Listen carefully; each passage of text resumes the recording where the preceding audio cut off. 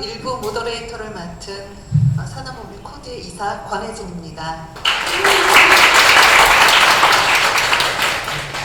오늘 컨퍼런스 1부의 주제가 사회적 이슈를 나르는 새로운 시도들인데요. 이 문제의식의 확산을 위해서 새로운 소통을 시도하고 또 사회적 변화를 이끌어가고 있는 디지털 혁신가 세 분을 모셨습니다. 소개해드릴 테니 박수로 맞아주세요. 젊은 정치인의 도전과 성장을 돕는 에이전시 뉴웨이브의 박혜민 대표님이십니다. 장애인, 어르신 등 사회적 약자의 편의 증진을 위한 디자인과 실질적인 문제 해결에 도움을 줄 수 있는 컨텐츠를 만들고 계시는 미션잇 대표 김병순 대표님을 모셨습니다. 저희 코드의 이사이자 코드4코리아 등에서 CBK킴 활동을 활발하게 하고 계시는 리스트의 오원섭 대표님 모셨습니다. 반갑습니다. 먼저 세 분께 간단하게 자기소개를 좀 부탁드리고 싶은데요. 지금 하고 계신 일과 지금까지 여기까지 오게 된 경로를 간단하게 말씀 부탁드리겠습니다. 먼저 네, 되게 팟캐스트 공개 방송하는 느낌인데요. 저는 정치인의 도전과 성장을 돕는 에이전시 뉴에이즈 박혜민이라고 합니다. 뉴에이즈는 뽑고 싶은 사람이 너무 많아서 고민이 되도록 정치 인재풀 만 39세 이하의 젊은 정치인을 키우고 있는데요.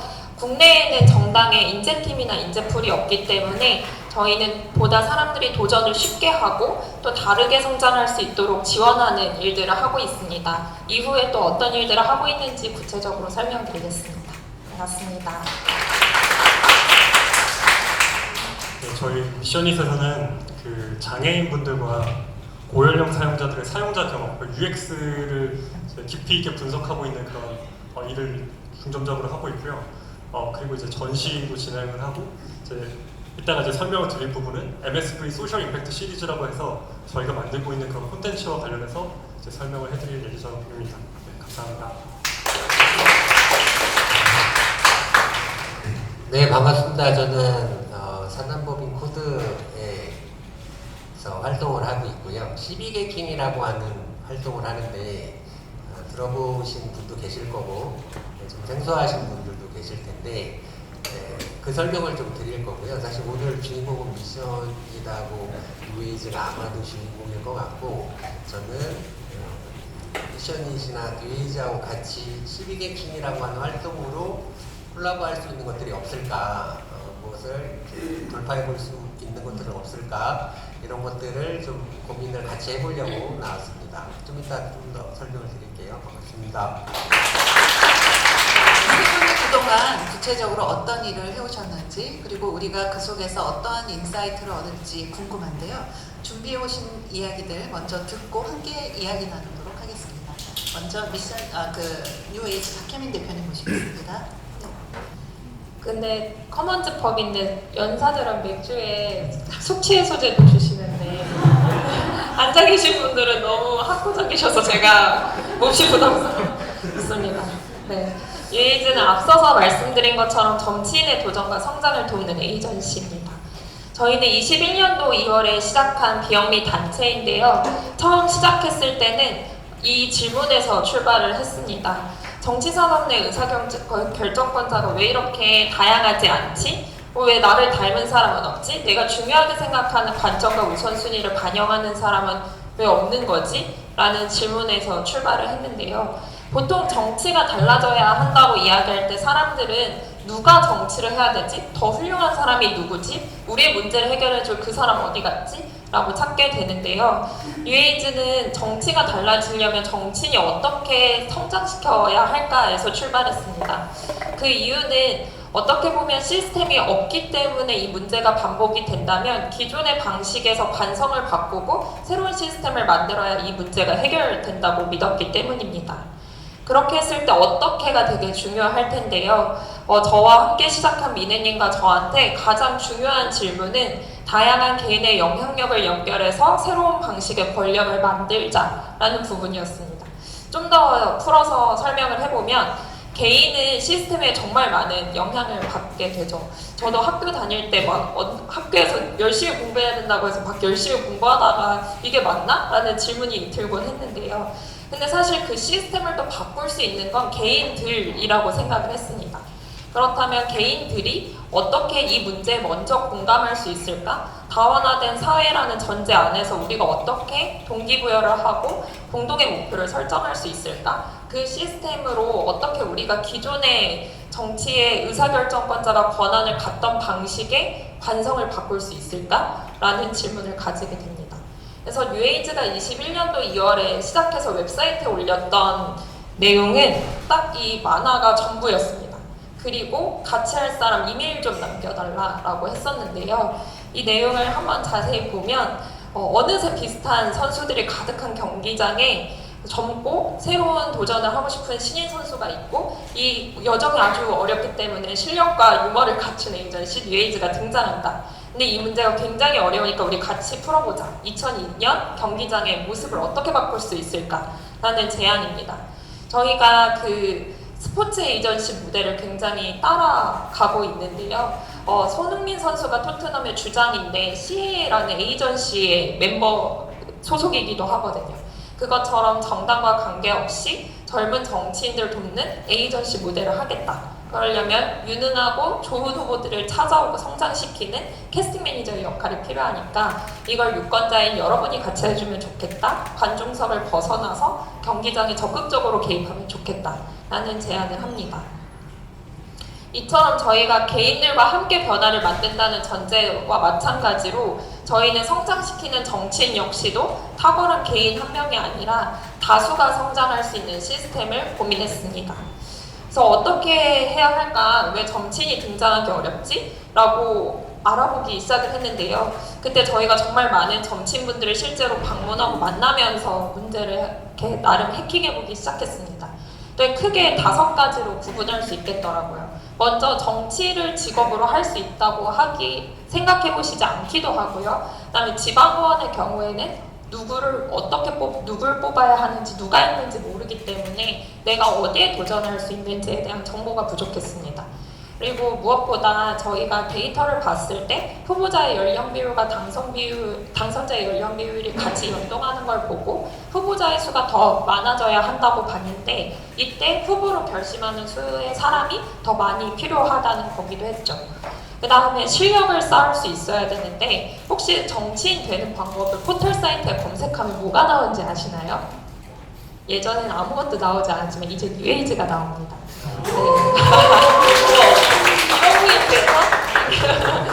그래서 실력을 쌓고 싶어도 무엇부터 어떻게 시작해야 되는지 알 수가 없었습니다. 그리고 세력, 내 지지그룹을 만들어 가야 하는데요. 기성 정치는 오프라인 기반의 이해관계자를 중심으로 돌파를 해야 하는데 그 지역에 오래 살지 않은 상대적으로 시간과 비용의 자원이 부족한 정치인이 돌파하기에는 아주 어려운 허들이기도 합니다. 그리고 정당의 경우 거대 양당에서는 공천이라고 하는 공식적인 후보 추천이 필요한데 이런 기회들이 정치 신인들에게는 굉장히 폐쇄적이고 어떤 기준으로 누구를 뽑는지 불투명하기 때문에 소수의 권력에 의존되는 상황들이 많이 발생했습니다. 그리고 무엇보다 비용에 대한 부담도 당연히 있을 수밖에 없었죠. 저희가 이 5가지 문제를 해결하기 위해서 되게 주목했던 부분은 우리가 해결하기에는 우리도 자원이 부족하다. 저희는 2명이서 시작했거든요. 그래서 상호회적인 동료 커뮤니티를 만들어 보자 라고 생각을 했습니다. 이 문제를 한 명이 혼자 돌파한다면 아주 어렵고 오래된 여정이 되겠지만 그게 아니라 각자가 가진 경험을 레퍼런스로 나누고 노하우를 나누고 그걸 공동의 자산으로 만들면 훨씬 더 문제를 쉽게 해결할 수 있지 않을까라고 생각을 했습니다. 그래서 앞서서 말씀드렸던 유권자인 캐스팅 매니저를 저희가 2022년 지방선거 기준으로는 1만 600여 명을 모았고 코치단이라고 하는 현역 정치인을 18명을 초당적으로 모아서 이분들이 실제로 어떻게 당선됐는지 어떤 과정을 했는지를 듣고 이제 컨텐츠나 가이드로 제작했고요. 이 결과에 따라서 저희가 7개의 정당과 업무 협약을 맺고 그리고 1개 정당의 이제 혁신위원회와 함께 협업을 하게 되었습니다. 결과는 이랬는데요. 저희가 138명, 전체 만 39세 이하 젊은 정치인의 20%에 해당하는 후보를 배출하고 당선자 40명, 전체 10%를 배출하게 되었습니다. 사실 이 포인트에 박수를 많이 치시거든요. 네.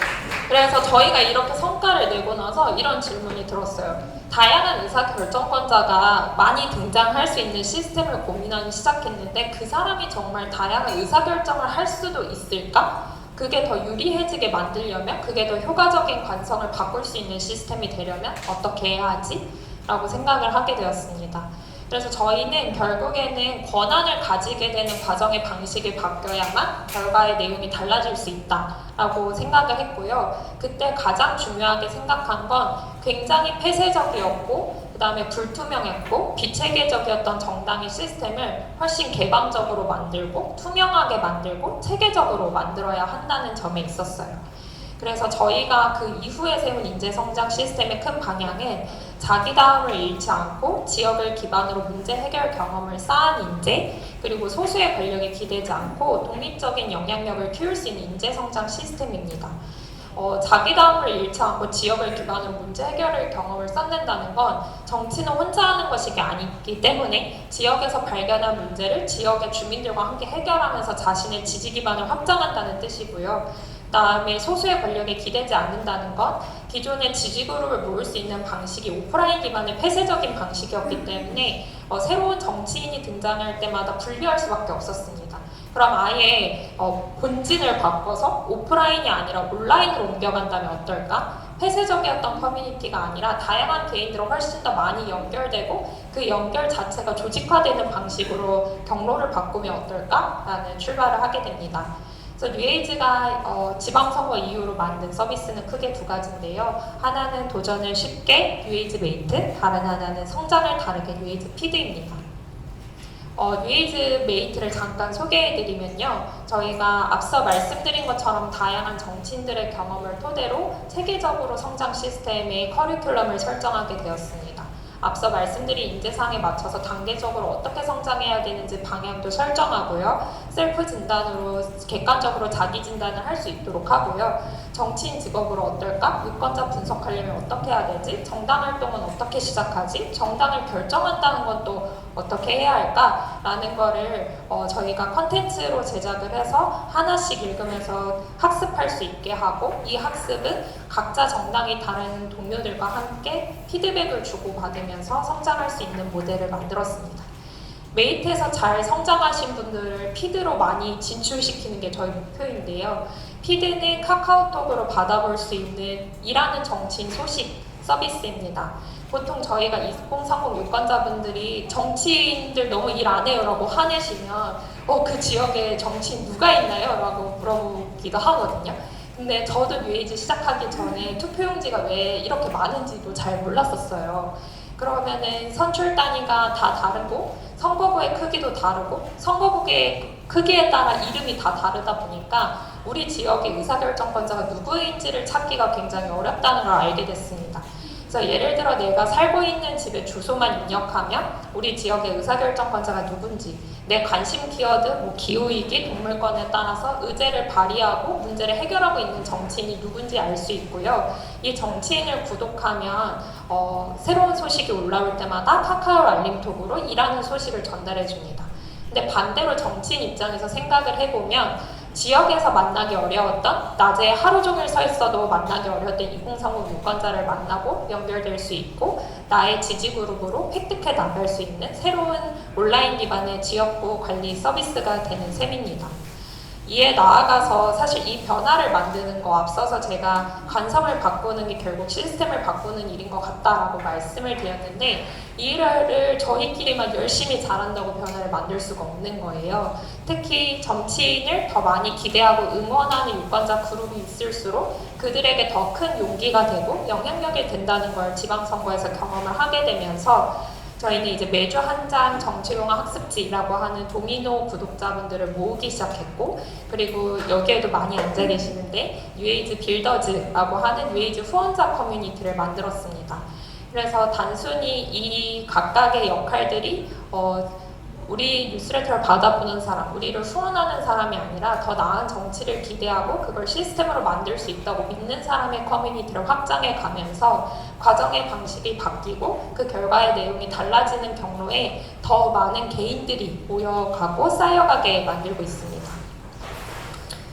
이 드래프트 2024는 살짝 영업 타이밍인데요. 여기에 훌륭하신 분들이 많이 오신다고 해서 제가 영업하고 싶습니다. 정치하자.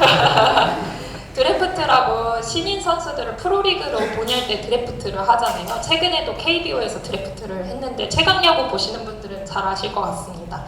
드래프트 2024 우리가 원하는 정치를 위한 우리를 닮은 신인 정치인 선발전인데요. 저희가 우선 제일 먼저 캐스팅 매니저와 빌더분들을 모아서 이렇게 우선순위, 어떤 일에 주요 내용으로 집중해야 하는지, 그리고 어떤 태도와 관점으로 일했으면 좋겠는지 자격 요건과 주요 업무 내용을 합의했습니다.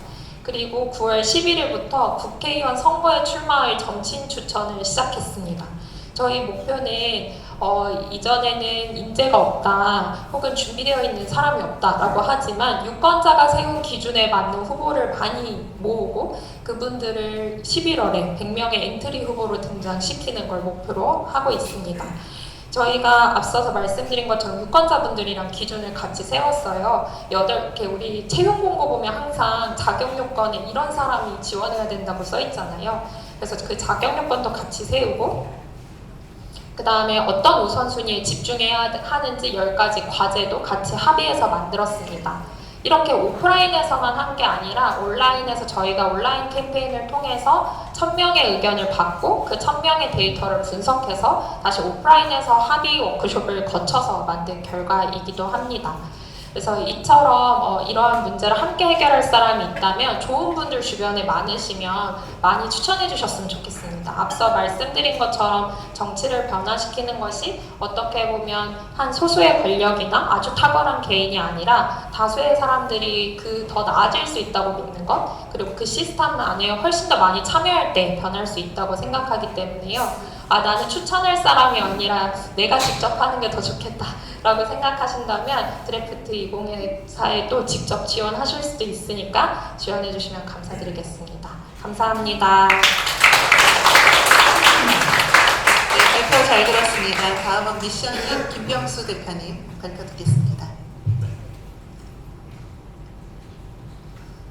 네, 저는 이제 MSB 소셜 임팩트 시리즈와 생각의 터닝 포인트에 대해서 좀 공유를 해드리고자 합니다. 그래서 뒤쪽에는 좀 사례 중심으로 저희 MSB 시리즈에서 다룬 사례 중심으로 설명을 좀 드리도록 하겠습니다.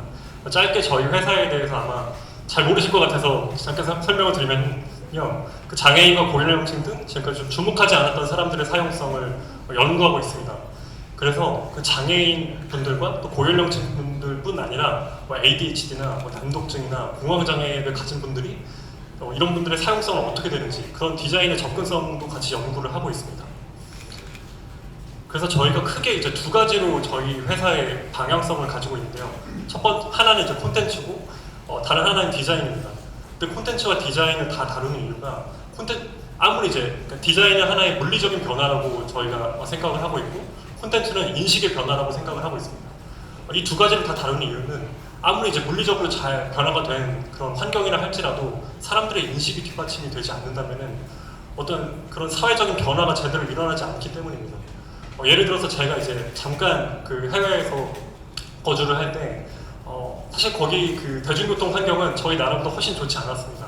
하지만 거기에 거주하고 있는 상당히 많은 사람들이 제가 유아차를 이제 끌고 있으면은 다 와서 이제 다 달라붙어가지고 거의 도와줄 정도로 상당히 그 인식이 굉장히 높은 수준에 있기 때문에 시설 자체가 사실 그렇게 좋지 않다 하더라도 그 인식이 뒷받침이 된다면 사회적인 변화가 또 잘 이루어질 수 있는 거죠. 하지만 이제 그렇다고 해서 물리적인 변화를 완전 포기할 수 있는 것은 아니니까 인식과 물리적인 변화를 같이 우리가 추구를 해서 총체적인 사회적 변화를 만들어가자는 게 저희의 그 방법론입니다. 그래서 저희는 이제 이런 사용자 경험 분석과 그 시각장애인, 청각장애인 여러 가지 장애인분들의 그 사용자 경험 분석하고 글로벌 트렌드를 이제 조사를 하기도 하고 D&I라고 해서 이제 다이버시티 앤 인클루전 그런 커뮤니케이션 리스크를 조사하기도 하고 현대인의 언어 감수성을 위한 이런 전시도 진행을 했었습니다. 네, 그리고 이런 놀이 프로젝트도 저희가 이제 발달장애인 아이들이 함께 놀 수 있는 모두를 위한 놀이 프로젝트도 진행을 했었고요. 네, 그리고 이제 오늘 설명드릴 MSV 소셜 임팩트 시리즈. MSV라는 것은 이제 미 소셜 밸류의 약자로 이제 사회적 가치를 만나다라는 거의 약자입니다.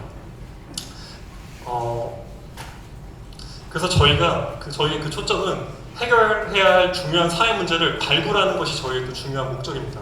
그래서 지금 보시는 것처럼 이동인데 그 교통약자 이동과 공공 디자인, 직업은 장애인 직업과 좀 다양성, 놀이는 발달장애인 아이들과 비장애인 아이들의 그 통합적인 놀이와 놀이 공간, 안전은 이제 개발도상국 안전, 장애인분들의 일상생활 안전부터 개발도상국 안전까지, 시니어는 이제 시니어 세대의 디지털 접근성과 관련해서 이런 중요한 현대사회에서 굉장히 해결해야 될 중요한 사회 문제를 발굴하고 그것을 좀 깊이 있게, 그리고 이제 디자인 관점에서 어떻게 해결할 수 있을 것인가를 저희가 초점을 맞추고 책을 이제 만들고 있습니다.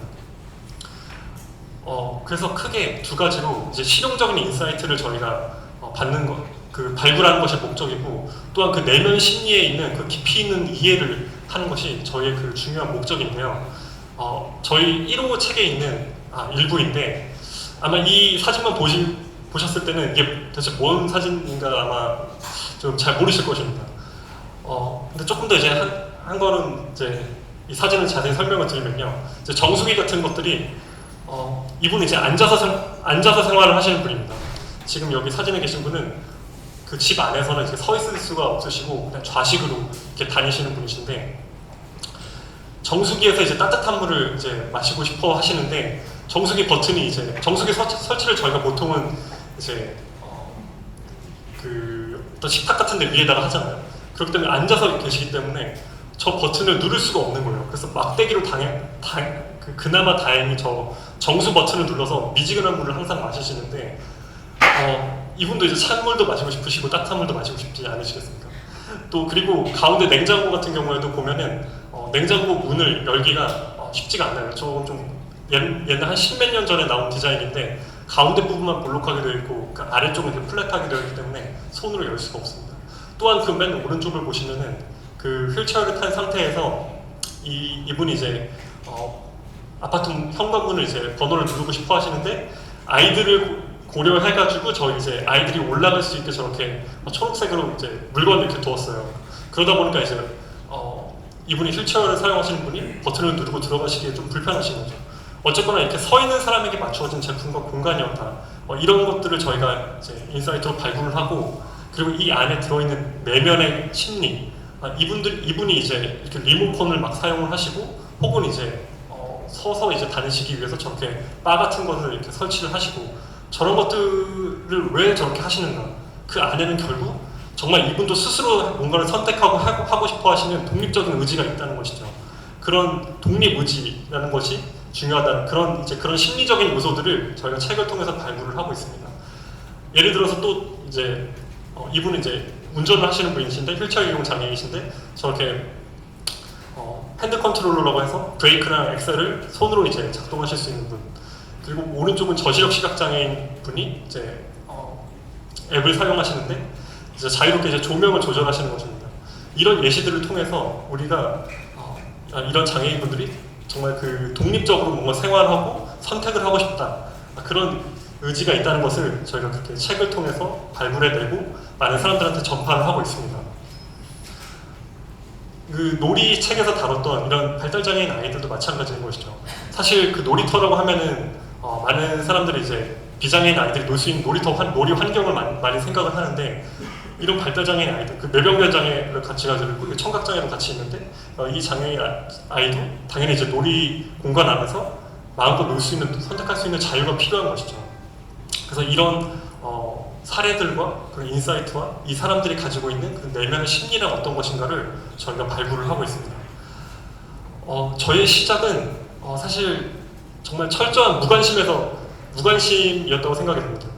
저와 이제 그 사회적 약자라고 분류가 되는 분들, 사실 그 약자라는 단어도 좋은 단어라고 생각을 하진 않습니다. 강자와 약자 이렇게 둘 다 나눠져 있다고 생각을 하게 된다면, 그럼 장애를 가진 사람은 모두 약자인가? 그렇게 이분법적으로 나눠버렸을 때 그거 정말 좋지 못하는 비유라고 생각이 되는데, 옛날에 제가 가지고 있었던 인식은 정말 이런 수준이었습니다. 나는 정말 사회적 약자랑 완전 분리된 삶을 살고 있었다. 철저하게 무관심이었다. 사실 많은 비장애인 분들이 정말 철저하게 무관심 속에 살아가고 있죠. 하지만 그 사회적 약자를, 그러니까 이 장애를 가진 분들이나 혹은 고연령 어르신 분들이나 이런 분들이 함께 우리가 나아갈 수 있는 사회를 만들어야겠다. 성경에도 보면은 내 예수 내 몸같이 사랑하라 그런 말이 있지 않습니까? 그래서 정말 내가 가지고 있는 나의 삶과 이런 약간의 몸이 불편할 수도 있고 제약을 가지고 있는 사람들의 삶이 같이 우리가 함께 나아가야 된다, 함께 걸어야 된다는 게 저희 MSV의 그 취지이고 궁극적인 목표입니다. 그래서 정말 나의 문제로 좀 여길 수가 있어야 되는 거죠. 장애가 정말 의료적인 결함이 아니라 상황에 따른 제약사항으로 받아들인다면 우리는 누구나 살면서 장애를 경험할 수 있을 것입니다. 그래서 지금까지 저희가 2년 반 동안 한 100회가 넘는 이제 1대1 인터뷰와 관찰 조사를 통해서 깨닫게 된 그런 생각의 터닝 포인트들이 굉장히 많이 있습니다. 굉장히 많이 있지만 이 시간에는 그 짧게 몇 가지만 이제 소개를 해드리고자 하는데요. 첫 번째는 이제 기획의 시작을 제약이 있는 사용자로부터 해야 된다는 것입니다. 이분 같은 경우는 이제 인도에 있는 시각장애인 학교를 건축하신 아난드 소네차라는 건축가 분이신데요. 저희가 작년 말에 이제 인터뷰를 했었는데요. 시각장애인 어린이들이 어떻게 이동을 하는지 혹시 관찰해 보셨나요? 아마 대부분의 여기 계신 분들은 이제 점자 블록을 이렇게 뭐 짚고 가겠지 그렇게 생각을 하실 수 있을 것 같습니다. 근데 여기 보시면은 이제 점자 블록이 없습니다. 점자 블록이 여기 뭐 만들고 싶지 않아서 안 만든 게 아니라 이분은 이제 다른 방식으로 이제 생각을 하신 거죠. 벽을 이렇게 짚고 가는 것을 보실 수가 있는데요. 일단 시각장애인 아이들이 촉각에 굉장히 민감하다는 것을 이제 이분은 이제 캐치를 하셨고, 그렇다면 이 시각장애인 아이들이 어떤 그 촉각 영역에서 어떻게 패턴을 인식을 하는지를 이 3D 프린팅을 통해서 조사를 했다고 합니다.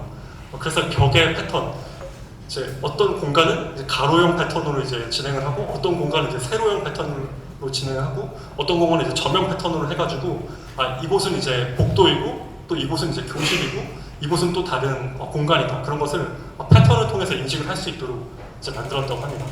그래서 이런 식으로 이제 샘플 테스트를 했는데 실제로는 이제 별로 효과가 없었다고 해요. 효과가 없는데 샘플 테스트 이렇게 했는데 효과가 없어가지고 지금 이렇게 이제 디벨롭 해가지고 이런 식으로 만들었다고 합니다. 그래서 테스트가 꼭 필요한 것이죠. 그래서 이제 실제 이제 이 패턴뿐 아니라 또 재밌었던 것은 공간의 이제 높이인데요. 이제 교실 안에는 공간이 좀 낮습니다. 아마 이 정도 지금 저희가 있는 공간 정도의 높이가 될 것 같은데요. 복도 같은 경우에는 층고가 더 높습니다. 이렇게 높기 때문에 시각장애인 아이들이 거기서 이제 말을 하거나 이제 수업을 들을 때면은 이제 목소리 높낮이가 다르기 때문에 내가 어느 공간 안에 속해져 있다는 것을 알 수가 있는 것이죠. 그래서 이제 촉각과 이런 청각을 이용해서 이제 시각장애인 아이들의 눈이 좀 잘 보이지 않으니까 촉각과 이제 청각을 이용해서 공간을 디자인한 좋은 사례인데요. 이분에게서 이제 받았던 굉장히 재밌는 영감은 관찰해보니 정말 그 아이들은 다른 감각으로 이제 공간의 소리나 질감과 냄새를 기억하는 것이죠. 눈으로만 공간을 이해하는, 여기 계신 분들이 대부분 이제 눈으로 지금 저를 바라보고 계시고 이것을 바라보고 계시지만 눈으로만 공간을 이해하는 사람들은 의식하지 않고 지나칠 수 있는 요소들이지만 관찰과 이제 대화를 통해서 이런 인사이트를 끌어낼 수 있었던 것이죠. 두 번째로 제가 소개해드리고 싶은 사례는 청각장애인 건축가이신데요. 이분은 이제 이분뿐 아니라 이분의 아내분도 농인이십니다. 그러니까 수어를 쓰시는 농인이시고 그 2명의 자녀들도 모두 농인입니다. 그래서 완전하게 이제 그 수어로만 소통을 하는 분이신데요. 이분을 통해서 이제 인상 깊었던 것은 데프 스페이스라는 개념입니다. 데프 스페이스라는 것은 저희가 이제 소통을 할 때 지금 이렇게 눈을 바라보면서 정면으로 이렇게 대화를 하고 있지 않습니까? 수어를 사용하려면 어떻게 해야 될까요? 수어를 사용하려면 몸짓이 이렇게 필요하기 때문에 정면으로 이렇게 거의 정면인 상태에서 이제 몸 동작을 이렇게 보여줘야 됩니다. 저와 이제 그 권혜진 이사님이 이렇게 수어를 하려고 하면 몸을 이렇게 돌려야 되는 것이죠. 몸을 돌려야 하는 약간의 그런 불편한 상황이 있기 때문에 지금 보는 그 이미지 있는 것처럼 약간의 원형 구조를 만들게 된다면은 그 청각장애 그 수어를 사용하시는 분들도 편하게 수어를 활용할 수가 있습니다. 그것이 이제 데프 스페이스의 개념의 시작인데요. 그런 개념을 녹여가지고 이제 공간 디자인을 하는 것이죠. 우측에 있는 파빌리온 같은 경우에도 그렇게 디자인한 사례인데요. 그 전에 잠깐 소개해드릴 게 이것은 이제 벤치인데 어떤 의미에서 이제 디자인이 되었을까요? 뭔가를 올려놓을 수 있는 곳이 저렇게 넓게 디자인이 되어 있습니다. 저것이 이제 별 생각 없이 디자인했을 수도 있지만 이것을 디자인한 그 의도는 그 수어를 쓰시는 분들이 언제든지 물건을 올려놓고 수어를 편하게 쓸 수 있게. 저희도 이제 커피 한 잔 마시고 혹은 이렇게 음료수 한 잔 마시고 잠깐 내려놓고 대화를 하지 않습니까? 그렇기 때문에 이제 수어를 하시는 분들도 잠깐 음료를 마시고 이제 물건을 올려놓고 대화를 하실 수 있도록 디자인을 하기 위해서 이런 식으로 이제 넓게 디자인을 했다고 합니다. 하지만 이제 비장애인 분들한테도 사실 편리한 것이죠. 저희도 이렇게 뭐 물건들을 올려놓거나 지금 뭐 사진 속에 있는 분처럼 핸드폰을 이렇게 올려놓거나 비장애인 분들한테도 굉장히 편리한 공간이 되는 것이죠. 그래서 이 데프 스페이스를 디자인한 분에서 지금 영감을 받았던 게 모두가 사실 지금 핸드폰을 많이 보고 있는 이 세상 속에서 인간의 상호작용을 고민할 수 있게 만들어주는 거라고 생각이 됩니다. 핸드폰을 내려놓고 서로 정말 눈을 마주치는 그런 시대가 정말 저희가 눈을 마주치고 소통하는 게 정말 그런 기회가 없잖아요. 그렇기 때문에 이제 데프 스페이스를 통해서 어떻게 보면은 정말 자유롭게 소통하고 모두에게 더 안전하고 자유로운 공간이 될 수가 있는 것이죠. 네, 그래서 기획의 시작을 이제 제약 있는 사용자들로부터 시작을 하면은 관찰 속에서 어떤 창의적인 해답이 나올 수 있다는 것을 저도 좀 깨닫게 되었습니다. 배제되었던 사용자를 이제 돌아보는 것이 되게 중요한데요. 이 사례는 이제 굉장히 좀 충격적인 사례입니다. 샌디욱 초등학교라고 이제 2012년 한 10몇 년 전에 일어났던 총기 난사 사건이 일어난 그 학교를 이제 리빌딩한 그 5년 뒤에 이제 총기 사고 난 학교를 이제 다시 이제 부수고 이제 짓게 되었는데요. 그 리빌딩을 한 건축가분과 저희가 인터뷰를 했습니다. 네, 이분과 이제 인터뷰를 했었는데요. 이분이 이제 처음에는 어떻게 생각을 하셨냐면은 당연히 총기 사고가 일어났기 때문에 보안을 위한 요소가 굉장히 크게 중점적이 되었습니다. 왜냐하면 정말 누구도 이제 침입할 수 없게 만들기 위해서는 정말 억제하고 탐지하고 지연하고 방어할 수 있는 어떤 요새 같은 곳을 만들고자 이분들은 이제 이 건축가분들과 이제 함께 의논했던 그런 커뮤니티 담당자분들이 그렇게 의논을 했다고 합니다. 하지만 이제 계속해서 이야기를 하고 대화를 나눠보니까 정말 아이들을 위해서 진정으로 노력할 수 있는 공간이 어떤 곳일까? 그것은 이제 받을 수 있고 정말 자연 친화적이고 집 같은 느낌이고 관계 지향적인 정말 성장을 위한 요소가 담겨있는 그런 공간이어야만 정말 아이들의 성장을 위한 그런 교육 환경이 될 수가 있는 것이죠. 그래서 그런 공간을 생각을 하다 보니까 폐쇄적이지 않고 정말 자연의 빛이 이제 들어오고 혹은 창밖을 내다봤을 때 저렇게 그 풀숲이 보이고 저기 오리 같은 것들이 지금 별게 아닐 수도 있는데 제가 7살 딸아이가 있는데 저는 오리 형상들을 굉장히 좋아합니다. 보통 초등학생 아이들은 저는 오리들이 있어도 막 오리가 있네 막 이러면서 되게 좋아하거든요. 그래서 저런 자연의 형상들을 별게 아니더라도 그 건축의 공간 속에 이제 녹여 넣었습니다. 그래서 이분이 받았던 그 인사이트는 지구상에서 가장 안전한 공간이 아니라 가장 좋은 학습 환경이 무엇인가를 고민했다는 것이죠. 그래서 아이들에게 필요한 것은 햇빛과 자연 그리고 커뮤니티다.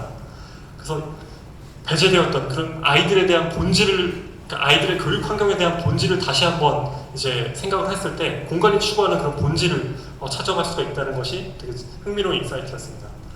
마지막으로 들려드릴 사례는 이제 지속적인 피드백이 되게 중요하다는 것이었는데요. 호니먼 뮤지엄 앤 가든이라고 해서 영국 런던의 그 포레스트 힐에 있는 100년이 넘는 그 뮤지엄이고 연간 방문자 수가 거의 100만 명이나 되는 굉장히 잘 되고 있는 그 뮤지엄인데 나름대로 굉장히 문제가 있었다고 합니다. 그 문제는 이제 지역 방문객 수가 굉장히 적다는 것이었습니다. 헤이그라운드로 치면은 성수동에 있는 사람들이 방문을 안 한다는 그런 것이죠. 실제로 이제 호니먼 뮤지엄의 가든스에서는 실제 그 런던 포레스트 지역에 있는 인근 지역 주민분들이 굉장히 방문을 좀 저조하게 했다고 해요. 그래서 실제 어떤 그 이슈가 있을까, 어떻게 하면 해결할 수 있을까를 논의했을 때 그 첫 번째 이유로 다양한 이유가 있겠지만 그런 접근성을 좀 해결해야겠다라는 것이 또 중요한 이슈였습니다.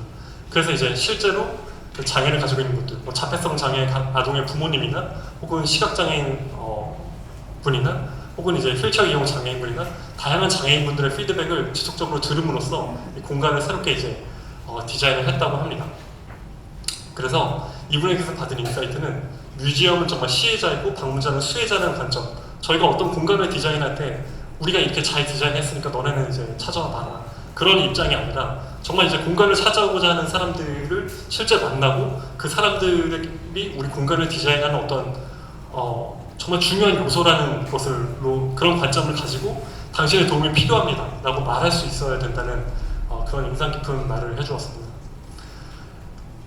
네, 그래서 이렇게 지속적인 피드백을 통해서 진정성을 담은 프로그램이 개발이 가능한 것 같은데요. 마지막으로 제가 이제 항상 이제 어떤 강연이나 이런 거 할 때 마지막으로 전달해드리는 그 사례가 있는데 테드 스피커이자 이제 저희가 2호 작업에서 인터뷰했던 전맹 시각장애인 건축가인 크리스 도우니 씨가 해줬던 말씀 중에 인상 깊은 부분을 이제 공유해드리고자 합니다. 이분이 이제 접근성과 관련해서 그러니까 포용적인 디자인과 관련해서 이렇게 말씀하셨어요. 정말 형식적으로 디자인하는 것이 아니라 빌딩과 공원 혹은 여기 이 공간 안에 이 지금 강연을 듣고 있는 사람 중에 다른 방식으로 이 강연을 듣고 있는 사람이 있을 수도 있는 것이죠. 혹은 청각장애를 가지고 있는 사람은 지금 저기 타이핑하고 있는 화면을 통해서 이 강연을 들을 수가 있는 것이고, 혹은 이제 도시를 경험하는 사람들 누군가는 정말 촉각이나 청각이나 혹은 여러 가지 다른 감각으로 이제 그 경험을 할 수가 있는데, 어떻게 하면 그런 다양한 사람들이 가지고 있는 감각의 경험에 아름다움과 기쁨의 말을 건넬 수 있을까? 그렇게 생각하면은 접근성을 고려한 디자인, 포용적인 디자인은 단순하게 이제 접근을 허가하는 수준이 아니라 누군가의 삶을 생동감 있게 만들어주는 긍정적인 행위가 된다는 것을 제가 크게 감명을 받았습니다. 그래서 여기 오늘 오신 분들도 좀 그런 인상 깊은 인사이트가 되었으면 좋겠습니다. 감사합니다.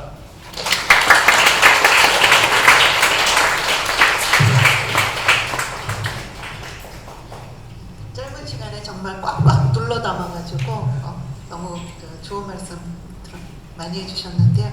다음은 12캐킹에 대해서 오한석 대표님 말씀 듣겠습니다. 네, 안녕하세요. 아까도 반갑다고 했는데 다시 반갑습니다. 저는 아까 얘기했죠. 사단법인 코드에서 인사하는 활동을 하고 있고요. 두 분 너무 말씀을 잘하셔가지고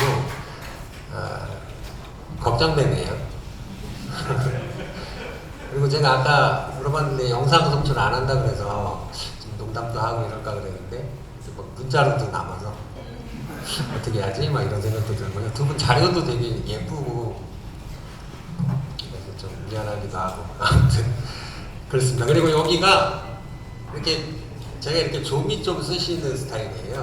이렇게 앉아 있으면 보고 계시니까 뭘 못하겠어요. 코드하고 싶은데 급하겠고 아무튼 그렇게 좀 경직되게 있었습니다. 두 분 말씀하시는 것 중에도 저런 것들 슈게킹으로 해보면 좋을 것 같다라고 하는 것들이 꽤 있었거든요.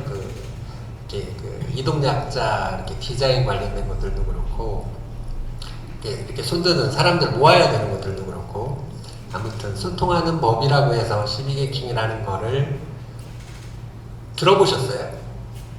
12개킹. 이게 그렇더라고요. 여기는 또 시빅 행킹이라고 그랬네요. 저 얘기 못하나봐요. 너무 죄송하네. 네, 이 정도는 일부러 하신 것 같아요. 시빅 행킹이 일부러 제가 이렇게 철저하지 못한 사람인데, 시빅 행킹을 저는 그러니까 좀 오래됐어요. 아까도 말씀드렸지만 저희 이사장님 처음에 소개해주신 이사장님하고도 아주 오래전에 배웠고 오픈데이터 이런 거 하면서 이제 12개킹을 했었는데 주위에 이렇게 12개킹을 모르지?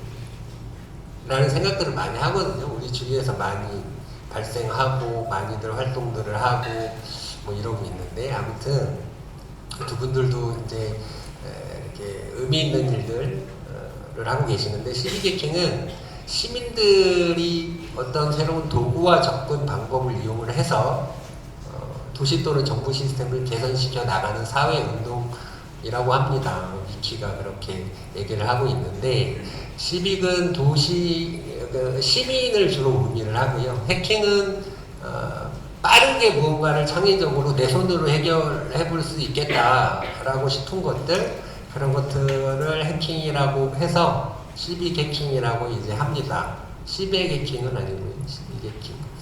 그래서 이제 12개킹이 주로 저는 오늘 말씀드릴 거는 12개킹으로 어떤 것들을 했었지, 어떤 것들을 12개킹으로 하지, 이런 것들을 좀 말씀을 드리려고 하는데, 공적 마스크 사례가 있었죠. 공적 마스크 우리가 마스크 대란이 일어났을 때 약국 앞에서 이게 사실은 좀 됐어요. 한 3, 4년 됐나요? 그런데 여기에서 또 중요한 그 단어 하나가 민관협력인데 민하고 관도 이렇게 잘 협력할 수 있구나라고 하는 굉장히 좋은 사례였다라고 저는 생각이 드는데 아무튼 시민들이 약국 앞에서 줄을 서요. 그러니까 이제 정부에서는 이것들이 이제 배분을 해야겠다. 약국에 똑같이 마스크를 배분을 하고 그리고 사람들이 이렇게 이제 평균적으로 일반적으로 이렇게 가서 약국에 가서 마스크를 샀으면 좋겠다. 그런데도 줄은 계속 서죠. 그러면 줄을 안 서게 하면 안 서게 할 수 있는 방법이 없을까라고 해서 시작이 됐던 건데 줄을 안 서게 하려면 어느 약국에 재고가 얼만큼 있는지를 알면 그 재고가 있는 약국을 찾아가겠죠. 그래서 그것들을 이제 하는 거였는데 저희 코드도 했습니다. 그래서 저도 저렇게 제가 만든 거예요. 공적 마스크 판매지더라고. 아무튼 이런 걸 만들었었는데 요게 왜 여기서 중요하냐 이게 포인트가 저쪽으로 안 가는데 저쪽에 이제 오른쪽에 보면 이게 이제 민관협력 사례라 그랬었잖아요. 그런데 그러니까 그러므로 민하고 관하고 좀 얘기를 해야 되는데 이 관련된 의사결정 부처가 되게 많았어요. 그러니까 과기 뒤에도 있는데 여러 부처가 있는데 그런 부처들하고 이제 민간하고 상의를 했고 그것들이 빠르게 의사결정이 됐고 그리고 거기서 결정되는 것들을 가지고 빠르게 개발이 이루어졌던 사례라서 이게 굉장히 일사불란하게 이루어졌었는데 얘를 이제 이 순서가 이래요. 그러니까 광화문 일본가의 코로나 이제 12 하시는 분들이 이때는 공적 마스크 때문은 아니었고 방역 물품은 어디 있는지 뭐 약국에서 구할 수 있는 건 뭐가 있는지 아니면 공공에서 제공해 줄 수 있는 건 뭐가 있는지 이런 것들이 데이터로 제공이 됐으면 좋겠다. 그러면 시민들이 더 그런 것들을 잘 활용을 할 수 있으니까 라고 하는 거를 공공 데이터로 개방을 해달라고 접수를 했는데 이때쯤에 이제 공적 마스크가 시행이 되기로 결정이 된 거예요. 그래서 이제 저기 보면 청와대도 있었고 행안부도 청와대 용산으로 갔는데 행안부 과기부 정보화진흥원 NIA라고 하는 데가 있었고 심평원 그리고 이제 여기에 시민개발자가 있어서 저도 청와대를 여러 번 갔었습니다. 그리고 민간 클라우드 업체에 참여를 했었는데 이게 그리고 나서 이제 그 위에는 회의고 그 밑에는 협의인데 이 과정도 굉장히 빨리 이루어졌어요. 그런데 약국에 어느 약국의 재고가 어떻게 있는지를 확인을 하려면 전국의 약국의 정보를 갖고 있는 시스템이 필요하잖아요. 그게 몇 개 있었어요. 몇 개 있었는데 심평원의 저기 요양기관 업무 포털 중복 구매 확인 시스템이라고 하는 그 시스템이 전국 약국 정보를 갖고 있었고 그리고 저기에 약사들이 입력을 해주면 그러니까 예를 들어서 하루에 100개를 받아요. 그런데 지금 10개 팔렸어, 20개 팔렸어, 30개 팔렸어 해주면 그 약국들이 올리면 그것들을 개발을 해서 우리가 뭐 카카오 지도를 보든 네이버 지도를 보든 거기에 이제 뿌려주면 그것들을 이제 시민들이 확인을 해서 재고가 있는 데를 가서 사겠지 그러면 줄을 안 서겠지 이렇게 해서 시작이 된 거예요. 그러면 그것들을 공공이 만들어낼 수도 있고 아니면 이제 대형 포털 네이버나 카카오하고 얘기를 해서 만들어낼 수도 있는데 그럴 만한 시간이 없었어요. 그러면 회의도 해야 되고 또 협의도 해야 되고 또 하나는 뭐냐면 공공이 무언가를 시행하기 위해서 무언가를 요구하게 되면 돈이 들어가요. 그러면 이제 계약도 해야 되고 뭐 이런 절차가 있죠. 그래서 이분들이 이거를 이렇게 포인터를 찍고 싶은데 그 공공데이터 개방 제안을 했던 사람들하고 같이 얘기를 해서 그것들을 시민개발자들이 만들어낼 수 있게 하면 좋지 않을까라고 얘기를 했고 그게 이제 이루어져서 요게 이제 요 모든 과정이 저기 노란색으로 강조를 해놨죠. 한 10일 정도 걸렸는데 저기 밑에 보면 이거를 이제 API를 개방을 하고 데이터를 개방을 해서 그 서비스들이 나오는데 한 3일에서 5일뿐이 안 걸렸어요. 사실은 뭐 그렇게 어려운 개발거리는 아니었지만 지도에 마커 찍고 거기에 이제 재고 올리는 거여서 그렇게 오래 걸리는 건 아니었지만 여기서 중요했던 게 뭐냐면 앞에를 좀 더 보면 더 좋을 것 같은데요. 저기에서 의사결정을 하고 정책 정보를 전달을 할 때 이해를 하실 수도 있고 또 못하실 수도 있겠지만 아무튼 API라고 하는 걸 만들어냅니다. API라고 하는 걸 만들어내야 거기서 데이터를 받는데 그 API를 가지고 무언가를 개발을 하려면 API 명세가 어떻게 생겼는지를 알아야 돼요. 이름은 뭐라고 하는지, 제고 컬럼은 뭐가 되는지. 그런데 그런 것들을 저희가 여기 슬랙이 있죠. 슬랙에 막 커서 날렸어요. 슬랙에 API 명세는 이렇게 나올 거고 이게 내일 API가 개방이 될 거야. 그리고 명세는 이렇게 돼. 테스트는 또 이렇게 해봐. 뒤에도 있지만 이제 더미 데이터로 테스트를 했었고 공정 마스크가 시행이 되는 그날부터 서비스가 나와야 되기 때문에 그런데 저게 어느 순간 퍼지더라고요. 슬랙에서 저희 그러니까 의사결정은 카톡으로 했고 슬랙에서는 그 API나 이런 것들 개발자들에게 알려주는 얘기를 했는데 어느 홈페이지에도 있고 저쪽 커뮤니티에도 있고 뭐 페이스북에도 올라가고 막 올라가요. 그래서 그게 3에서 5일 만에 제 기억으로는 서비스가 물론 네이버도 만들었고 카카오도 만들었죠. 지도에 한 300개인가 500개인가가 만들어졌어요. 그래서 시민들이 잘 쓸 수 있었던 저에게는 조금 자긍심이 있는 그런 프로젝트였고요. 좀 보람을 느끼자면 그 약사들이 이제 그 전에 막 칼부림도 나고 그랬었잖아요. 그래서 뭐 재고 있다며 그래서 이제 자기네들을 내려달라고 하는 약국들도 있었고요. 약사들도 있었고. 그러니까 이게 뭐냐면 약간의 편차가 있거든요. 그러니까 100개를 주면 우리가 10개가 남았었는데 시스템에 올라가고 API가 막 이제 서비스가 많으니까 이게 좀 느려지기도 하고 그게 5초인가 10초인가 잘 기억은 안 나는데 그렇게 있어서 그 서비스 보고 마스크 있다고 해서 왔는데 없네. 그래서 왜 숨겨놓고 안 팔아? 뭐 이런 거 많았었잖아요. 뭐 그런 것들이 있어서 내려달라고 하는 데는 내려졌고 신평원 시스템도 좀 불안을 했었고 시가처는 매일매일 그 공적 마스크를 배분했어야 됐구만 이제 이런 것들이 있었는데 보람이었던 건 뭐냐면 나중에 약사들이 되게 고마워했어요. 뭐냐면 너희들이 그렇게 개발해줘서 우리가 잘 배분을 할 수가 있었고 그게 뭐냐면 약국들이 보면 이렇게 되게 번화가에도 있지만 저 안에 숨겨져 있는 데도 있고 주택가에도 있고 특히 그런 분들이 많았었는데 그 어떤 건물 안에 이렇게 조그맣게 있는 약국들이 있어요. 근데 그런 데는 재고가 많죠. 그런데 이게 사실 정부 입장에서도 그렇고 그 약국도 그렇고 이렇게 공평하게 배분될 수 있게 하는 그런 사례들이 될 수 있었던 거였어서 되게 좀 보람된 그런 사례 중에 하나였고요. 이것도 코로나19 때였었는데 이것도 아실 거예요. 그 전자 출입명도 저렇게 이제 그 QR 우리 찍고 다녔잖아요. 그런데 이제 좀 그런 장치가 없는 데라든지 아니면 귀찮아서 저걸 안 두는 데도 있었고 예를 들면 저기 이제 무슨 휴대폰 같은 거 걸어놓긴 했었는데 그게 이렇게 고장나거나 했을 때도 있고 그래서 수기 출입 명부 써보신 분 있으실 텐데 거기에 처음에는 이름하고 휴대폰을 적었었거든요. 주소를 적기도 했는데 주소를 많이 안 적으셨던 것 같고 아무튼 그게 개인정보잖아요. 그리고 그걸로 이제 그때 막 뉴스가 났던 게 좀 이렇게 여기도 아름다우신 분들 많은데 누가 이렇게 적고 가면 그걸 찍어 가서 전화하고 막 그랬대요. 스토킹하고.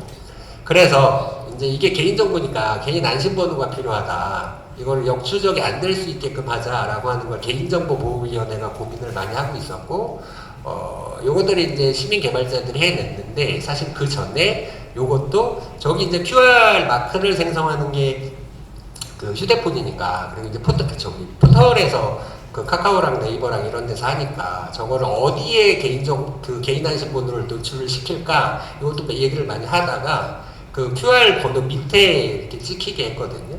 그래서 그렇게 하기로 결정을 하고 이제 이것도 네이버랑 카카오랑 열심히 회의를 했죠. 그런데 어떻게 잘 안 됐대요. 안 됐다는 소식을 듣고 그거 저희가 할게요 라고 해서 저희가 만들어 드렸어요. 그래서 카카오랑 네이버에 심었던 그런 그 사례가 있었고요. 이것도 재밌는, 이거 영상 송출은 안 되죠? 아카이브만 안 되죠? 이거 저희한테 5천만 원 주시겠다고 그러셨거든요. 근데 후회됩니다. 안 받았고. 그리고 이제 그 디자인 관련해서 이렇게 이동약자나 이런 것들 저도 그래서 이제 요것도 넣었는데 요것도 이제 같이 해보는 거였는데 요거는 뭐였냐면 이건 사실 정말 여러분들도 관심 가지시면 참혹합니다. 그러니까 저희는 어떤 거를 했냐면 이동약자들이 이용할 수 있는 가게라든지 공공시설이라든지 특히 공공시설이나 이런 좀 대형 프랜차이즈 같은 데들은 이거를 시도해보기 전에는 꽤 잘 되어 있을 줄 알았어요. 욕먹으니까. 그런데 정말 참혹하리만큼 안 되어 있더라고요. 그래서 그것들을 이제 지도에 심는 것 그리고 우리가 가서 사진 찍고 여기는 돼 있네 안 돼 있네 그러면 이제 저런 이제 일반 이제 개인 가게 같은 데들은 못 찍어가게 하고 그래요. 그런데 이제 잘 된 곳 위주로 하자라고 하다가 잘 안 된 곳도 이제 우리가 좀 느껴야 되니까 그런 것들도 찍었었고, 뭐 예를 들어서 저런 것도 있어요. 그러니까 아까 디자인 할 때 그게 생각이 났는데, 우리가 이렇게 동네 지나다니다 보면 이렇게 민원 서류들 이렇게 발급할 수 있는 데도 있고 ATM 기계도 있고, ATM은 뭐 은행이 하는 거니까 제가 봤던 여러 가지 사례 중에는 그 민원 서류 뭐 등본 이런 거 뗄 수 있는 창구가 있는데 있더라고요, 경사로가. 근데 올라가면 저 휠체어를 돌릴 수 있는 공간이 없어요. 그러니까 그런 것들도 디자인 이렇게 하시는 그 미션이나 이런 데는 관심 있으실 것 같고, 뭐 되게 웃겨요. 경사로가 이렇게 어떤 건물은 되어 있는데 가서 엘리베이터를 타야 되는데 계단이 있어요. 올라갔다가 다시 와야 돼요. 뭐 이런 것들. 아무튼 공공시설이나, 요때 제가 느꼈었던 건 공공시설이나 민간 그 개인은 뭐 좀 그렇다고 하더라도 그 공공시설이나 프랜차이즈는 좀 이게 동료가 됐으면 좋겠다라는 생각도 했었고, 저거를 하는 걸 보시고 양천구청 같은 경우에는 그러면 너네가 그 돌아다니면서 찍다가 안 되는데, 그거는 사실 제가 합류하기 전이긴 했는데 그 안 되는 데들은 가서 한번 물어봐라. 그러면 경사로를 설치할 그 의향이 있다면 그 구청이 30만 원씩 지원을 해주는 그런 걸로 연결이 되어지기도 했었던 사례였고요. 이거는 전국 공보지도라고 하는 건데, 이것도 잘 모르실 수 있어요. 사실 관보라고 하는 게 있는데, 이거는 중앙정부가 국민들에게 널리 알릴 사항을 편찬하여 간행하는 국가의 공식 기관지라잖아요.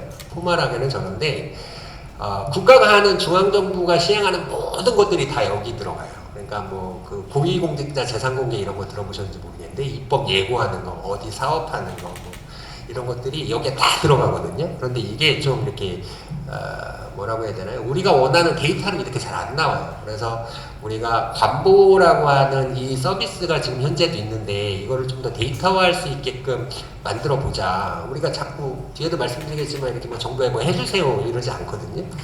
그래서 이걸 해보려고 했는데 이런 걸 하겠대요. 그래서 공보라고 하는 쪽으로 눈을 돌렸어요. 공보는 뭐냐면 국회도 공보인가 봐요. 그런데 전국 지자체가 관보처럼 발행하는 거예요.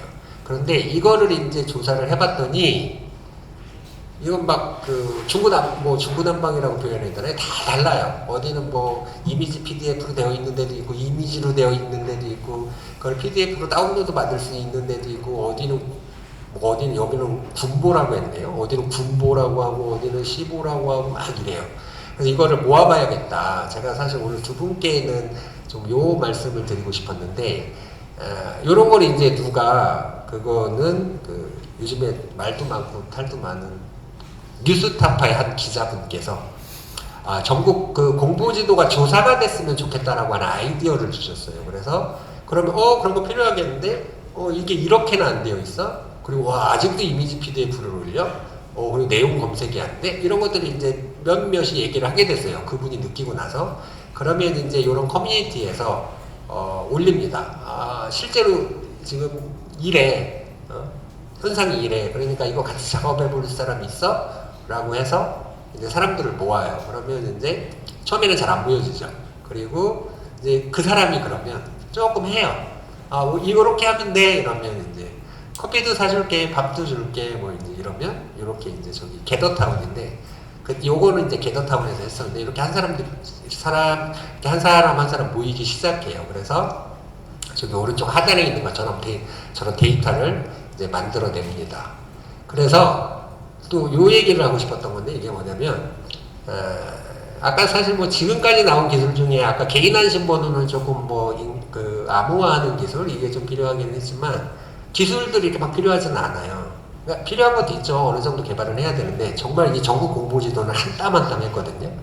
그래서 12개킹이라고 하는 건 들어는 봤는데 이걸 오해하시는 분이 계시더라고요. 많아요. 12개킹 저도 해보고 싶고 참여해보고 싶은데 저 개발을 모르는데, 개발 몰라도 됩니다. 사실 요 앞에도 저 오른쪽 밑에 있는 표 만드는데 시간이 훨씬 더 오래 걸렸고 일이 훨씬 더 많았어요. 그래서 12개커들은 우리가 사회에 필요하다고 생각하는 것을 우리가 힘을 보탤 수 있다면, 필요하다고 생각이 되면, 그게 뭐 내가 뭐 대단한 걸 하지 않더라도 그걸 합니다. 그런데 이제 누가 강제하는 거 싫어하고요. 사실 공보지도나 공적마스크나 이런 것들은 상도 많이 받았어요. 그리고 공보지도 같은 경우는 저희가 이런 걸 하는 걸 보고 행안부 쪽에서 너는 의미 있는 거 하고, 그게 이제 행안부는 이제 지자체 조직 관리를 하니까 그게 되면 좋을 것 같다고 이렇게 돈을 주시겠대요. 그래서 그런데 일단은 잠깐만요.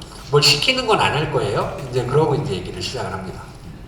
시키는 건 안 하고요. 저희가 하고 싶은 것들을 한 땀 한 땀 해요. 그래서 이런 데이터들을 만들어냈어요. 전국에 지자체가 한 250개 되는데 250개의 그 메뉴 구조도 굉장히 다르고요. 그리고 그 내용이 상세 검색도 안 되고 파일 형식은 어떻게 되어 있는지, 그리고 몇 호부터 되어 있는지 뭐 이런 것들을 이제 정말로 한 땀 한 땀 조사를 했습니다. 이거를 처음에는 우리 기술자도 개발자도 꽤 있는데 웹 수집해서 정규화해서 그것들을 뽑아내자 안 되더라고요. 경우의 수가 너무 많아요. 그래서 한 땀 한 땀 했습니다. 그래서 이런 것들을 전국 공보지도라고 하는 걸 또 만들었고요. 저희가 전문가는 아니지만 나름 평가를 했습니다. 그리고 나름 보수적으로 평가를 한다라고 했는데도 미흡이 상당히 많았고요. 우수를 저희가 뽑은 건 3개 정도 됐습니다.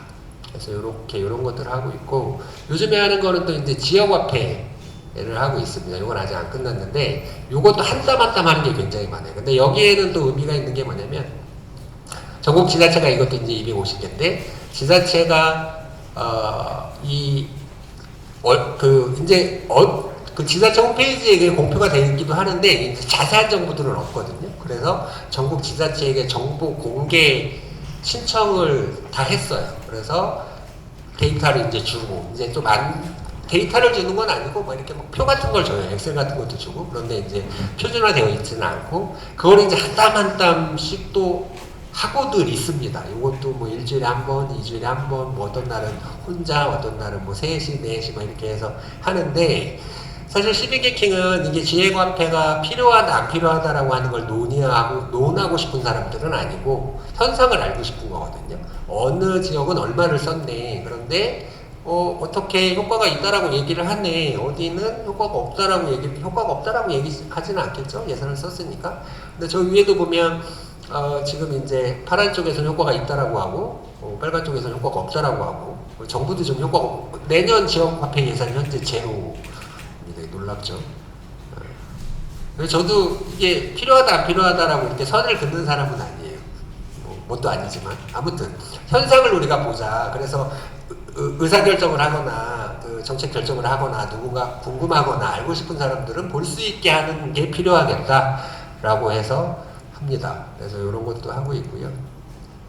고위공직자 재산 공개, 그러니까 관보라든지 이런 것도 하고, 지금 19대이니까 저거 되게 오래됐네요. 국회의원이 얼마나 이렇게 참석해서 투표를 많이 했는지, 그리고 저것도 이제 우리 지역 재무탈출이나 그 지방재정 자립도 이런 것도 그 지자체 홈페이지 가면 다 있어요. 저것도 그런데 다 메뉴도 다르고요. 저것도 한 땀 한 땀 했었던 것 같습니다. 그런데 그러면 왜 12기킹을 하냐? 니티는 이제 푸드포 아메리카라고 하는 데가 12기킹의 장점이 저렇게 있다라고 정리를 해놨더라고요. 근데 저거는 이제 읽어보시고 화가 납니다.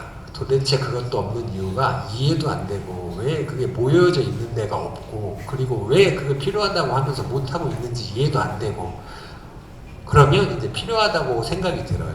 그리고 항상 바쁘시잖아요. 근데 실제로 바빠요. 이게 그런 게 있어요. 저는 그런 걸 많이 느끼는데, 그게 필요하지 않다라고 하는 분들은 거의 없습니다. 다만 우선순위에서 밀리는 거예요. 사실. 그리고 실제로 바쁘시더라고요. 그래서 뭐 여러분들이 안 해주시면 저희가 할게요 라고 해서 이제 빠르게. 그거 진짜 없어요? 그 데이터 진짜 없어요? 진짜 없대요. 우리가 한번 모아볼게요. 그리고 재미도 있고요. 보람도 있습니다. 이게 이 본업을 하시는 분들이잖아요. 저는 12개킹이 본업이 아니겠죠, 당연히. 저도 한 30명 되는, 그렇게 안 보이지만 인공지능 합니다. 저도 한 30명 되는 회사를 운영하고 있는데, 이게 12개킹이 여러분들도 한번 이렇게 참여를 해보세요. 뽕기가 있어요. 그러니까 보람을 느끼게 합니다. 그리고 어디 가서 이런 상을 받아보겠어요. 정부에서 상도 주고요. 그리고 박수도 쳐주고 막 이래요. 이 뽕기가 맞나요? 뽕기가 어느 정도 있는 것 같아요.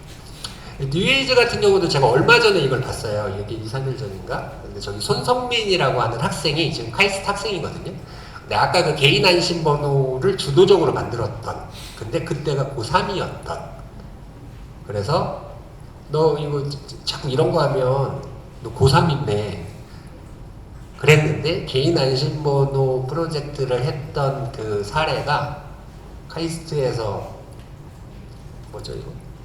면접 볼 때 잘 통했대요. 근데 아무튼 저분이 지금 카카오란 걸 하나 봐요.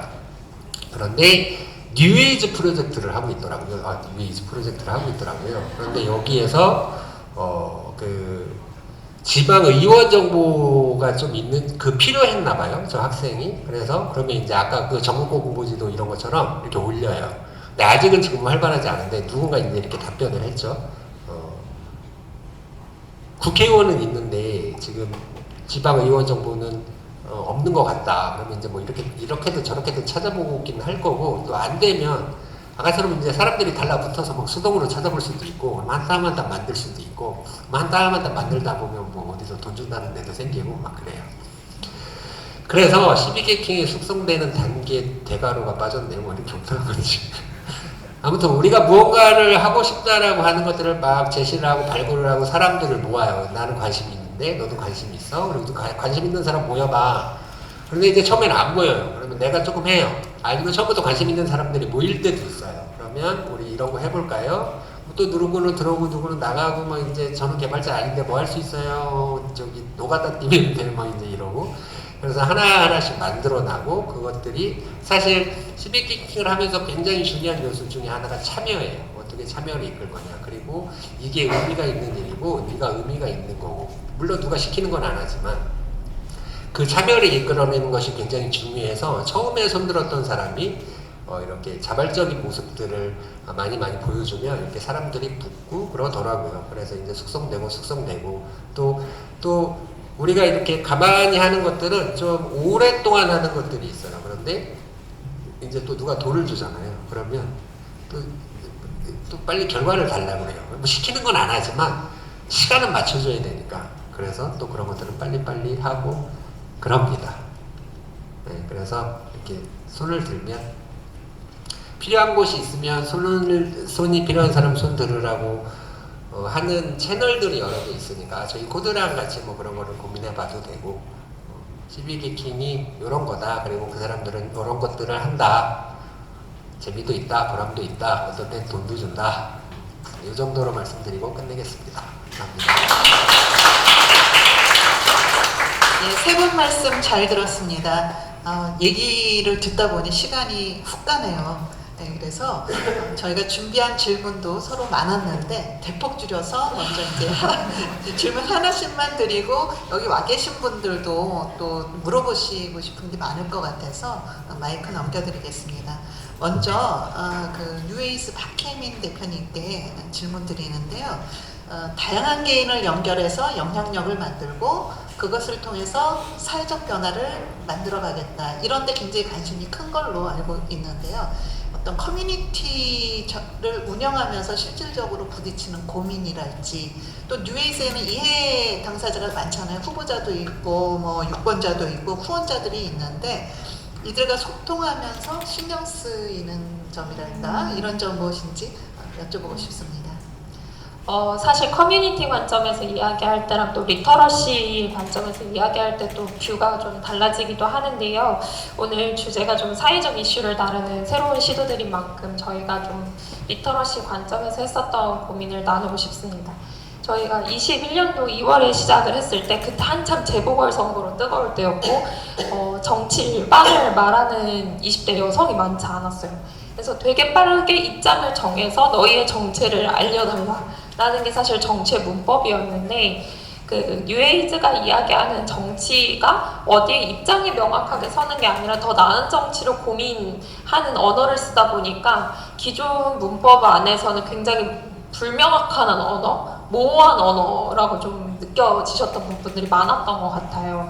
그래서 처음에는 뉴에이즈가 우리가 그럼 도대체 무슨 말을 해야 되지? 라고 생각을 했는데 오히려 그 정치의 언어가 바벨탑을 쌓고 있다면 우리는 다리를 잇는 말하기를 하자라는 생각을 하면서 좀 새로운 말하기를 발명하고 그걸 설득해 나가는 걸 우리 이해관계자들과 만들어갈 필요가 있다라는 생각을 하게 됐습니다. 그래서 그러려면 저희도 나름 기준이랄 게 있어야 되는데 저희는 정치라는 언어를 정치를 하는 사람의 관점이 아니라 정치를 받아들이는 사람 관점으로 언어를 옮겨와서 이야기를 하거든요. 그래서 아까 그 뉴에이즈 피드의 그 형식을 봤을 때도 저희가 피드를 만들 때 정치인을 위한 서비스라고 말씀을 드렸지만 사실 유권자 디자인 테스터 인터뷰를 정말 많이 했어요.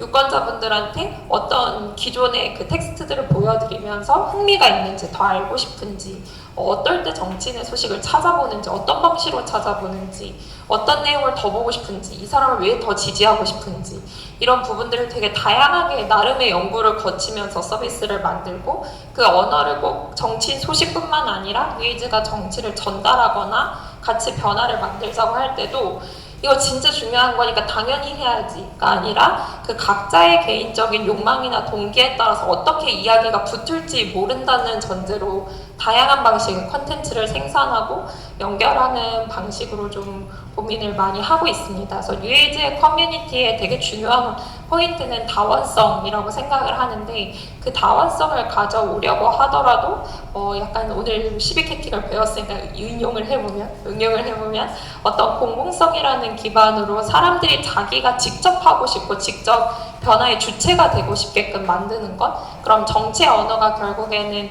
행위자 혹은 전달자의 언어가 아니라 소비자의 관점에서 정치의 언어를 번역하는 것 그런 것들이 이제 뉴에이즈가 가장 많이 고민하는 부분인 것 같습니다. 김병수 대표님한테 질문 드릴게요. 오늘 소개해 주신 많은 사례들 중에서 좀 물리적 공간에서 사회적 약자를 위한 포용적 디자인에 대해서 좋은 사례들 많이 말씀해 주셨는데 지금 이제 저희가 디지털에 많이 의존하는 시대가 됐으니까 디지털 공간에서의 이런 포용성에 대해서는 어떻게 바라봐야 될까요? 네, 너무 중요한 주제인데요. 사실 뭐 디지털 접근성을 개선하기 위해서 되게 다양한 방법들이 있겠지만 제가 강조하고 싶은 것은 그런 방법보다도 이제 진정성이라고 생각을 합니다. 왜냐하면 실제 공간 안에서도 그러니까 인증을 위한 공간이 있거든요. 그러니까 베리어 프리 인증을 위해서 이곳은 점자 블록을 깔아놨는데 실제로 이제 그러니까 점자 블록만 깔아져 있지 실제로 시각장애인 분들이 화장실에 스스로 혼자 갈 수는 없는 거예요.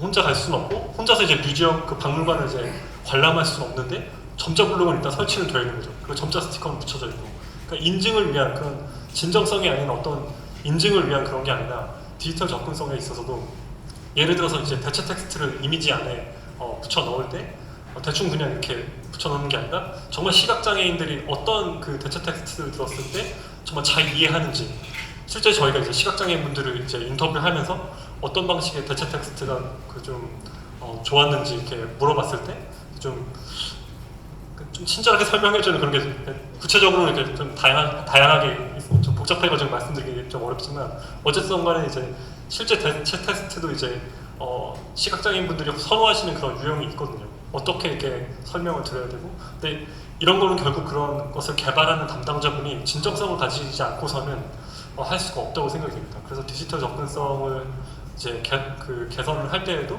또 웹 개발하시는 분들이나 앱을 개발하시는 분들이나 정말 진정성 있게 그런 사용자분들을 인터뷰해보고 그 대화를 해봐야만 그런 좋은 접근성이 이제 만들어지지 않을까 생각을 합니다.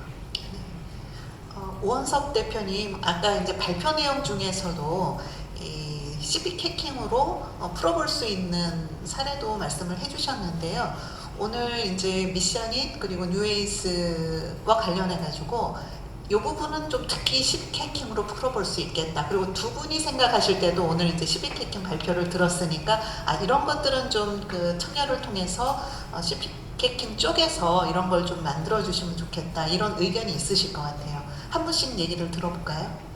먼저 오원석 대표님 말씀 듣고.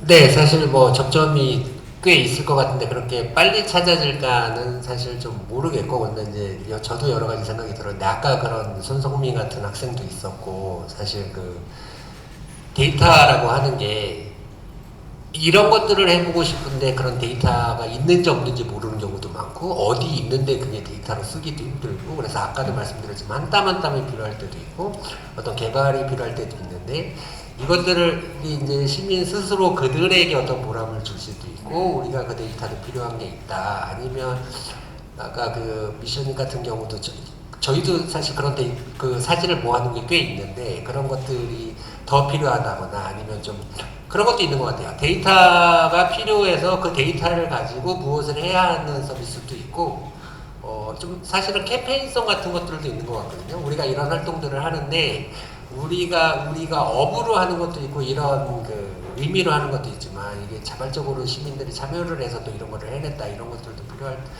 경우가 있어서, 이제 오늘도 기회가 됐으니까, 또 이따가 네트워크 시간이 있으니까 그런 것들을 좀 얘기해보고 찾아보고, 그리고 또 하나는 저런 거죠. 저는 이제 그래도 이제 나이도 들고 해서 그만할까 뭐 이런 생각도 들지만, 아까도 말씀드렸지만 뽕기가 있어서, 근데 저는 해봤으니까 그 사람들하고 어떻게 대화하는 방식을 알거든요. 그러니까 어떻게 접근을 하고, 막 무관심하면 그럴 땐 어떻게 해야 돼? 뭐 이런 것들 이제 같이 얘기를 해보면 그쪽 사람들의 동기부여를 해주는 데도 좀 도움을 줄 수는 있지 않을까? 뭐 이런 생각도 좀 듭니다. 예, 혹시 시빅 해킹 관점에서, 데이터 관점에서 혹시 좀 이런 거 있으면 좋겠다, 예, 이런 거 있을까요? 삽질의 역사가 떠오르는데요. 삽질의 네, 저희가 지금까지 공공 데이터를 수집하려고 노력했었던 사례들을 좀 생각을 해보면, 저희가 21년도 6월에 그 2018년 지방원들 다양성 지수 평가를 했었습니다. 그래서 사실 선관위 사이트에 그 말씀하신 것처럼 다운로드나 이런 게 API 구조가 아니에요. 국회의원은 되어 있지만 지방원은 되어 있지 않고, 국회의원은 300명이고 지방원은 그 당시 4,296명인데 데이터가 양이 차이가 나는데도 그러더라고요. 그래서 그걸 다운로드 받는 것도 일이지만, 사실 재보궐선거에 따라서 거리 상황이 발생하기도 하고 정당이 바뀌기도 하는 상황들에 대한 업데이트가 되어 있는 데이터가 없었습니다.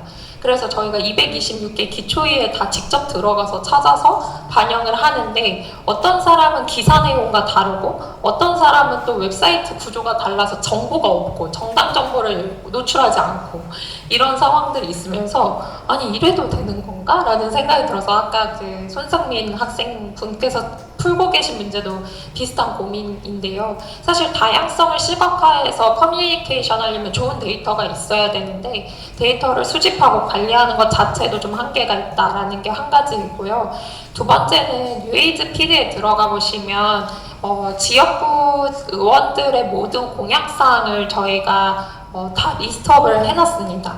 그러니까 사실 잘 지키고 있는지를 볼 때는 이슈 트래킹이 되게 중요한데, 그 공보물은 PDF 이미지 파일로 되어 있기 때문에 저희도 그걸 이미지 인식 방식으로 기술적으로 해보려고 했는데, 이미지가 다 다르고 형식이 다 달라서 기술적 해결이 불가능했어요. 그래서 그때는 저희가 되게 일정도 빠듯하고 시빅 해킹이라는 아이디어도 없어서 13분을 뉴에이즈 좋아하시는 분들을 모아가지고 아르바이트 비용을 들이면서 사실상 거의 3,000명이 넘는 분들의 공보물을 다 텍스트로 변환하고 그걸 사이트에 올려놓는 작업을 했거든요. 그러니까 결국에는 내가 이 공약에 대해서 어떻게 변화를 만들고 있는지를 시민분들한테 전달하고 싶지만, 그거는 공보물의 이미지로 이제 고정되어 있는 정보값이기 때문에 그런 커뮤니케이션이 되지 않는구나. 그러니까 결국에 저작값을 어떻게 보여주느냐에 따라서 어떻게 데이터와 정보와 맥락을 쌓아갈 수도 있는지도 있는데, 정치는 데이터를 공유하는 방식이 맥락을 쌓거나 과정을 보여주는 형식은 아니구나 라는 것들을 좀 많이 느꼈습니다. 그래서 그러한 부분들을 어떻게 좀 많이 참여시킬까? 참여 같이 할까? 이런 부분에 있어서 저희도 내부적으로 캐스팅 매니저분들이나 아니면은 빌더분들이랑 같이 해볼까라는 아이디어가 있었는데요. 저희는 약간 다들 바쁜데 그 귀한 분들, 우리가 해도 이렇게 어깨가 아픈데 이분들의 어깨를 아프게 하고 싶지 않아, 약간 이런 마음들이 있었는데, 다음에는 이런 상상력을 좀 도입해서 같이 좀 효능감을 나눌 수 있는 기회를 만들면 좋겠다는 생각이 듭니다. 왜냐면 또 다가오는 선거가 있기 때문에, 그럼 다시 다 공부물을 업데이트 해야 되기 때문이죠. 네, 그렇습니다. 제가 딱 떠오르는 게 이제 두 가지가 있는데요. 하나는 이제 뮤지엄 접근, 그러니까 박물관이나 그런 미술관에 시각장애인 분들이 그 정보를 얻고자 하는 그 니즈가 되게 크세요. 그래서 근데 그래서 이제 오디오 가이드 같은 것들이 이제 마련이 되어 있는데, 오디오 가이드가 정말 시각장애인 분들이 혼자서 이제 들으면서 다닐 수 있는 정도의 퀄리티인지 그거를 좀 평가해가지고 이곳은 정말 이제 시각장애인 분들도 단독적으로 혼자 가서 오디오 가이드를 들으면서 투어를 할 수 있는지 여부를 12캐킹을 통해서 이제 지도를 만들면 어떨까 그런 생각도 좀 해봤고, 다른 하나는 이제 안전과 관련된 이슈인데요. 제가 만났던 그 전맹 시각장애인 여성분이 이제 불이 나게 된다면은 이분은 혼자 탈출할 수 있는 그런 방법이 없다는 거예요. 주변에 혼자 살고 있기 때문에 주변에 누군가가 내가 시각장애인인 거 알아가지고 정말 끌어서 내줘가지고 같이 도망가지 않으면은 내가 그냥 불이 났을 때 정말 혼자서 안 못 보고 이제 그러니까 제대로 보고 갈 수가 없기 때문에 그런 안전, 그런 탈출 같은 것들이 제대로 되어 있는지, 그런 아파트나 혹은 좀 오래된, 아무래도 공공적이라고 한다면 이제 공공시설에만 좀 한중을 지을 수도 있겠지만 더 나아간다면 이제 정말 아파트의 그런 안전 대피로로 같은 것들이 시각장애인 혼자 갈 수 있는 것인지 그런 것들을 좀 연구해보는 건 어떨지 그런 생각이 듭니다. 네. 지금 여기에 또 많은 분들이 와 계시는데 여기서 궁금하신 질문이 있으면은 손 들고 해주시면 될 것 같습니다. 네, 앞에 손 드신 분 질문해 주실까요? 네, MSV의 미션이 대표님이랑 뉴에이지 대표님께 궁금한 지점인데요. 어떤 문제에 대해서 관심을 갖게 될 때, 특히 그게 사회적으로 큰 이슈가 되고 있지 않고 좀 불편한 지점, 사람들이 불편함을 갖고 두려움을 가지고 있는 지점에 대해서 관심을 갖는 게 쉽지 않은 일이라고 생각을 합니다. 그래서 문제에 관심을 갖게 될 때에는 어떤 계기가 있지 않았을까? 그 문제가 나의 시야 안에 들어오게 된 계기는 무엇이었을지 궁금하고요. 두 번째 질문은 그런 문제는 정말 돈이 되기 힘들다는 생각이 듭니다. 왜냐하면 사람들의 시야 밖에 있기 때문에 사람들에게 익숙해야 가서 돈을 쓰든 뭘 하든 할 텐데, 그래서 그런 분야일수록 시간도 에너지도 많이 드는데 그에 반해 돈이 모이기는 힘든 이 구조 안에서 어떻게 그거를 잘 해결해 나가고 계신지 궁금합니다. 대표님은 돈 얘기가 나오니까 너무 또 그 사회 문제를 발굴하는 거는 정말, 근데 한번 어떤 문제를 이제 교통약자 이동과 관련해서 이제 인터뷰를 시작하고 그래서 정말 20명 가까이 되는 분들을 만나기 시작하면은 그 문제가 이제 꼬리를 물고 다른 문제로 이렇게 퍼져나가게 되는 것 같아요.